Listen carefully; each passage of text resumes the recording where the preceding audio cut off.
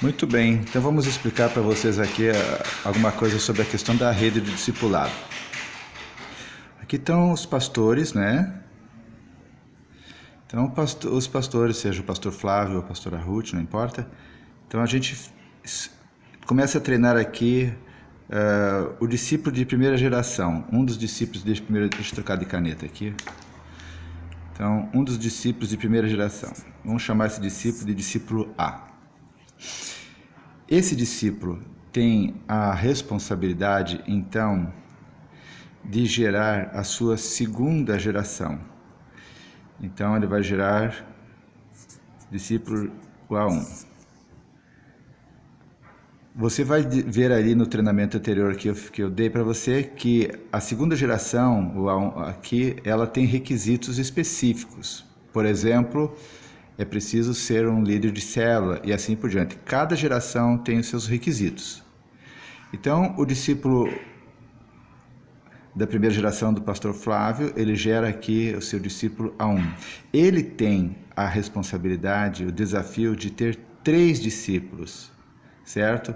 O A1 e o A2 e talvez não, o A3. Mas vamos supor que ele não encontrou ainda o A3, porque as qualidades, os requisitos aqui, não tem uma pessoa com esses requisitos. Então, ele pode completar o terceiro discípulo dele como sendo embaixo aqui, né?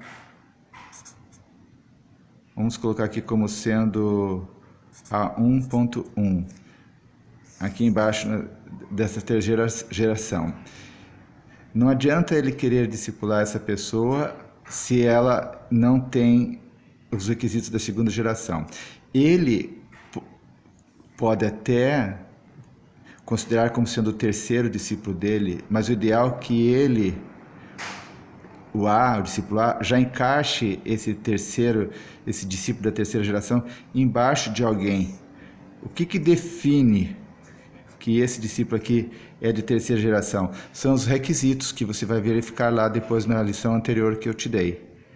Entende? Então, cada geração tem algum requisito. Não adianta querer esse discípulo aqui que chegou aqui e querer ser geração 1, não dá. Ou ele querer ser geração 2, não dá se ele só preenche os requisitos da geração 3.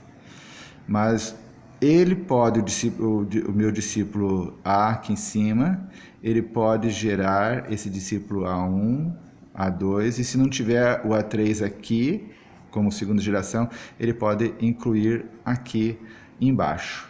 Ele também poderia, vamos supor que ele não tem nem esse aqui, que ele só conseguiu ter um discípulo aqui no A1. Então, ele pode pegar e fazer assim, o terceiro dele pode ser aqui, ó, certo?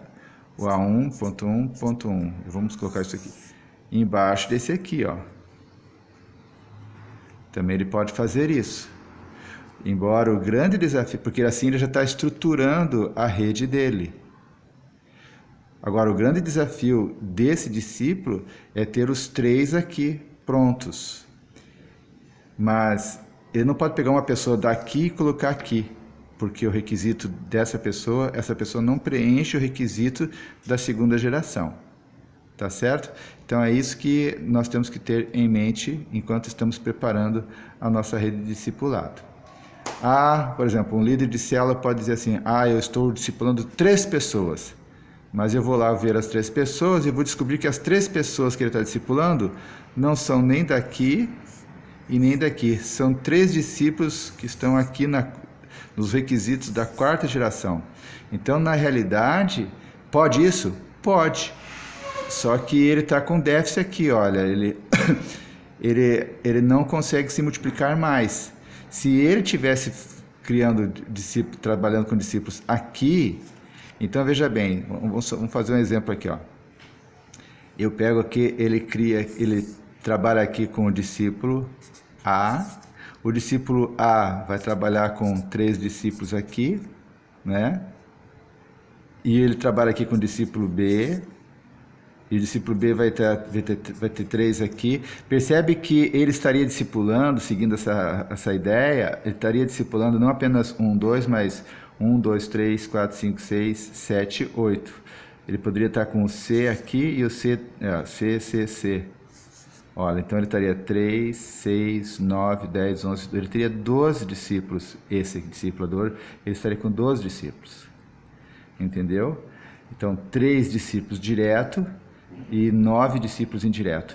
Agora, imagine se cada um desses aqui tiver também, né, preenchendo o requisito lá e discipulando aqui. Esse número de discípulos dele aumentaria muito mais. Agora, tem discipuladores que estão ainda fazendo o quê? Estão ainda só trabalhando, eles não estão discipulando nem aqui, eles estão discipulando diretamente, pessoas só da geração 4. Isso aqui não é de todo ruim. É importante que essa pessoa está sendo consolidada na vida da igreja, do reino, no reino, né? Mas ele precisa criar estruturas de treinamento. Ele precisa treinar os auxiliares, líderes auxiliares, discipuladores e assim por diante. Tá certo?